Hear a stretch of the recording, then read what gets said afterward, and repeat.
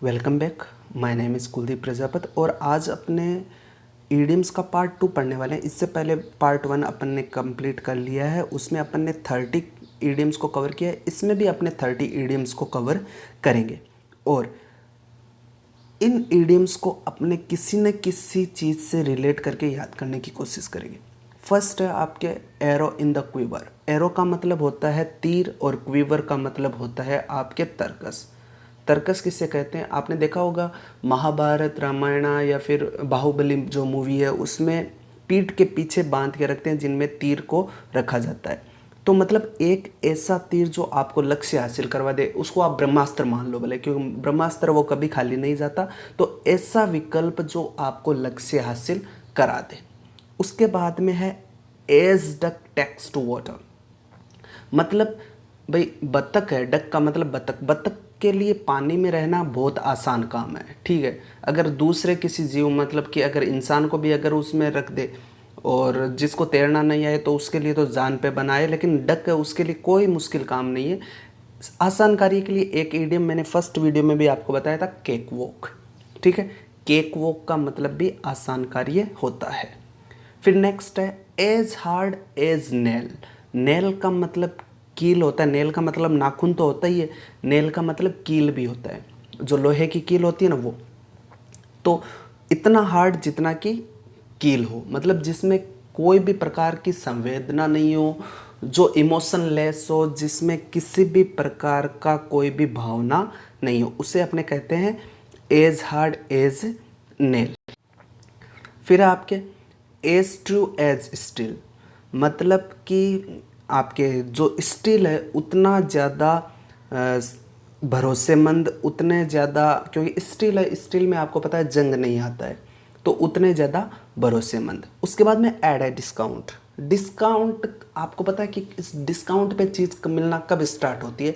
जब उसका एक लेवल गिर जाता है, उसका डिमांड कुछ कम हो जाती है, तब लोग क्या करते हैं कि भाई उसके ऊपर डिस्काउंट निकाल देते हैं ताकि उसकी जो सेल है वो वापस बढ़ जाए। तो एट ए डिस्काउंट का मतलब आप लोगे गुणहीन, स्तरहीन। फिर है एट ए लॉस। ये ईडियम आपको एग्ज़ाम में कंफ्यूज कर सकता है, क्यों? इसका मतलब ही पूरी तरह कंफ्यूज्ड है। और क्योंकि एट ए लॉस, लॉस का नाम सुनते ही आप जो 4 ऑप्शंस रहेंगे उनमें इस प्रकार का कोई ना कोई वर्ड ढूंढोगे जो कि आपको घाटा दिखा रहा हो कि भाई घाटा, ऐसा वर्ड जो कि घाटा का सिनोनिम्स हो, वो वर्ड आप ढूंढने की कोशिश करो कि जबकि इसका मतलब है पूरी तरह कंफ्यूज्ड। क्लियर? फिर नेक्स्ट है एट ए प्रीमियम। देखिए प्रीमियम किसे कहते हैं? प्रीमियम कहते हैं जैसे आपने कहते हैं ना कि प्रीमियम शो है या फिर प्रीमियम प्राइस है, प्रीमियम ये जो ये वर्जन है ये प्रीमियम वर्जन है, ठीक है। तो प्रीमियम का मतलब होता है मोर वैल्यूएबल, मतलब ज़्यादा वैल्यू होना।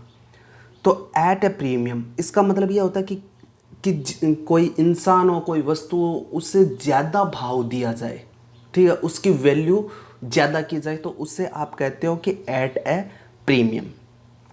फिर नेक्स्ट है एट एन आर्म्स लेंथ।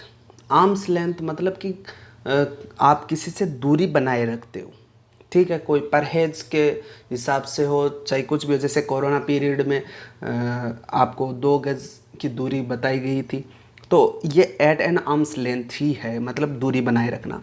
फिर है एट क्रॉस पर्पजेस। पर्पजेस किसे कहते हैं? उद्देश्य, ठीक है।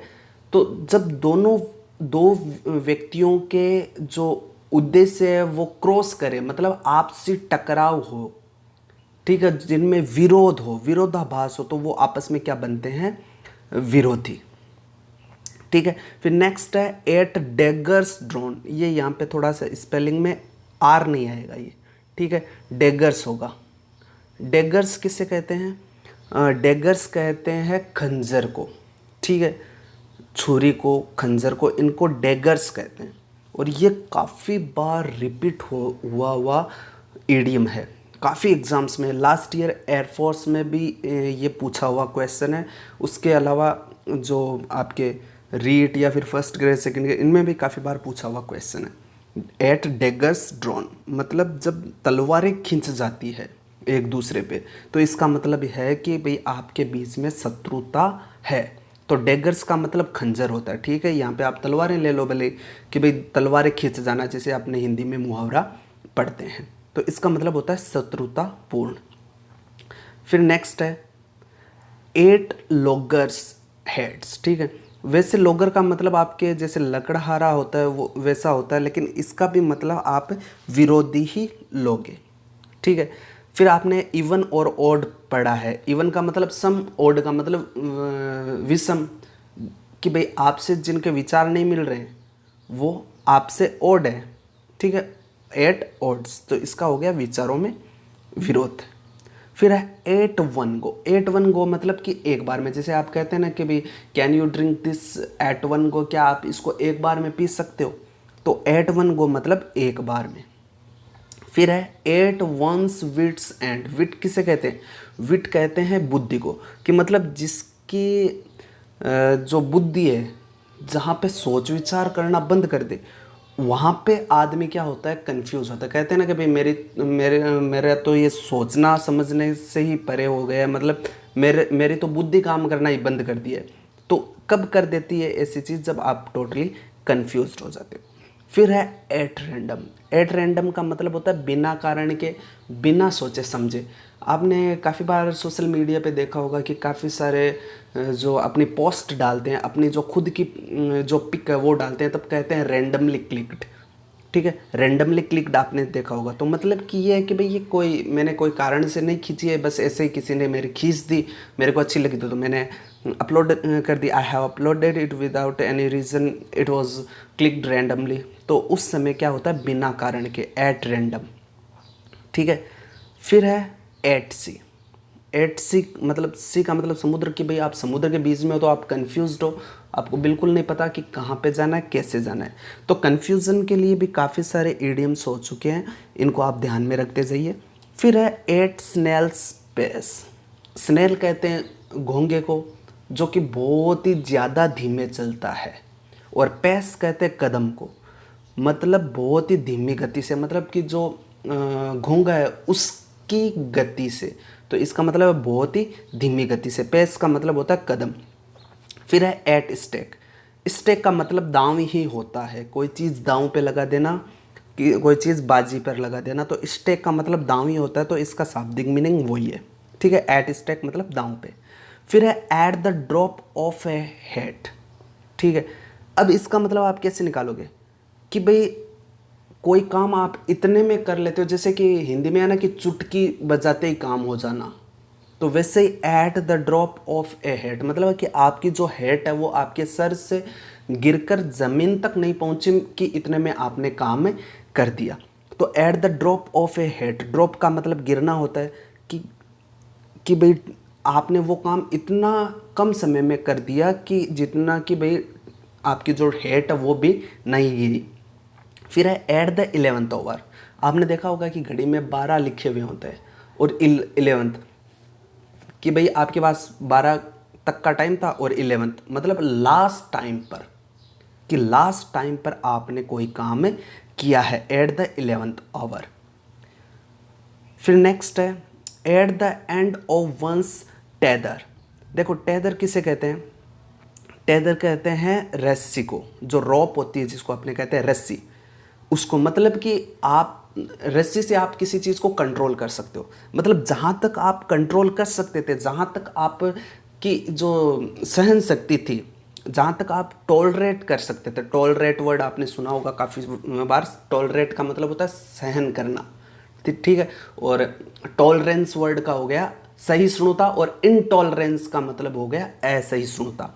तो टेदर, टेदर का मतलब होता है रस्सी, कि भाई आप इसको ऐसे मानो कि भाई आपकी जो कंट्रोल है तो वो at the end of one's tether, कि आपके जो रस्सी का जो कंट्रोल था, जहाँ तक आपने कंट्रोल किया हुआ, फिर ये अंतिम सीमा पर है कि अगर इससे बाहर निकल गए तो आपका कंट्रोल भी खत्म हो जाएगा, फिर आपकी सहन शक्ति से बाहर हो जाएगा। फिर है एट द फर्स्ट ब्लश। देखो ब्लश वैसे किसे कहते हैं? जो लज्जा होती है, लालिमा, जैसे कि किसी चीज़ को देखकर या फिर किसी व्यक्ति को देखकर एक बार के, मतलब प्रायकर ये लड़कियों में होता है कि भाई उनके चेहरों पे लालिमा आ जाती है, ठीक है। तो एट द फर्स्ट ब्लश का आप इसमें क्या अर्थ निकालोगे, पहली नज़र में। जैसे इंगेजमेंट वगैरह पे जो अरेंज्ड मैरिज होती है उसमें इंगेजमेंट होती है, तो इंगेजमेंट पे देखने के लिए आते हैं, तो एक बार लड़की जो शर्माती है तो ये फर्स्ट ब्लश है, ठीक है, पहली नज़र में। फिर है एक्स टू ग्राइंड। ग्राइंड का मतलब होता है पीसना, छोटे छोटे टुकड़ों में काटना।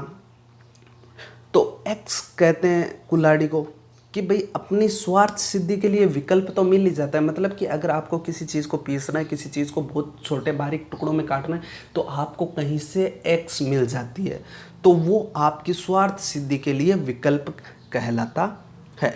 फिर नेक्स्ट है कि action speaks louder than words, कि जो आपका काम है वो बोलता है, ना कि आप बताते हो वो नहीं बोलता, जबकि आपका काम बोलता है।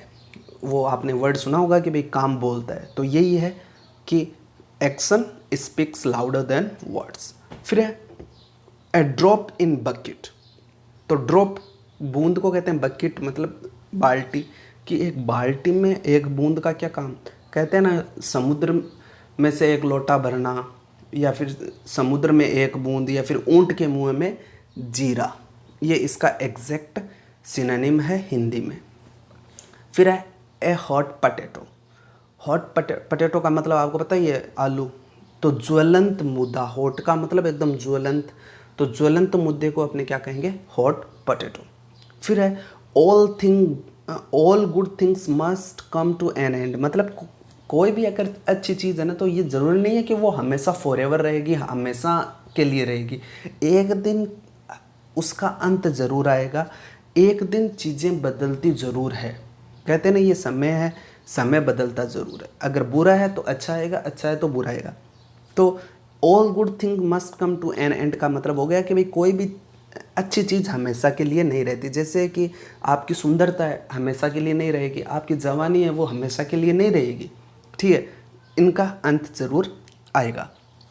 फिर है ए पिक्चर पेंट्स ए थाउजेंड की स्पेलिंग सही है, 1000 वर्ड्स, कि ए पिक्चर पेंट्स ए 1000 वर्ड्स, कि जो एक पिक्चर है, तस्वीर है, वो हज़ारों शब्दों को बयां करती है। आपने देखा होगा कि भाई कोई पिक होती है, वो देखकर आप उसका पूरी, आपको कहानी नरेट करने की ज़रूरत नहीं पड़ती है, आप अपने आप एज्यूम कर लेते हो कि भाई ये क्या कहना चाहती है।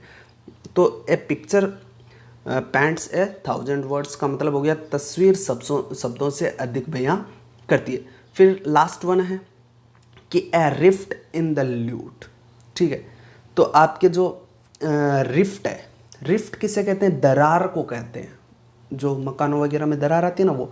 और ल्यूट है वो एक आपके इंस्ट्रूमेंट है, एक वाद्य यंत्र है जो हारमोनियम टाइप से है, ठीक है। तो अब उसमें अगर आपने देखा होगा हारमोनियम में भी एक पर्दा होता है, ठीक है, जो कि आपके जो एयर उसको ब्लो करता है।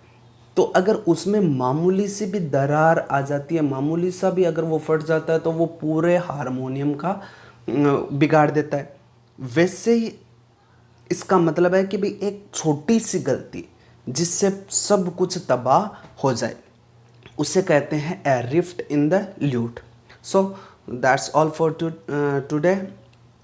और आगे के वीडियो में मैं फिर से आपके लिए इसी प्रकार के जो इडियम्स है वो लेके आऊँगा, और लगभग मैं जेड तक की सीरीज़ यहाँ पे कंप्लीट करने की कोशिश करूँगा। अभी तक अपने ए की सीरीज़ चल रही है। तब तक के लिए आप अपना ध्यान रखिए, सुरक्षित रहिए, धन्यवाद।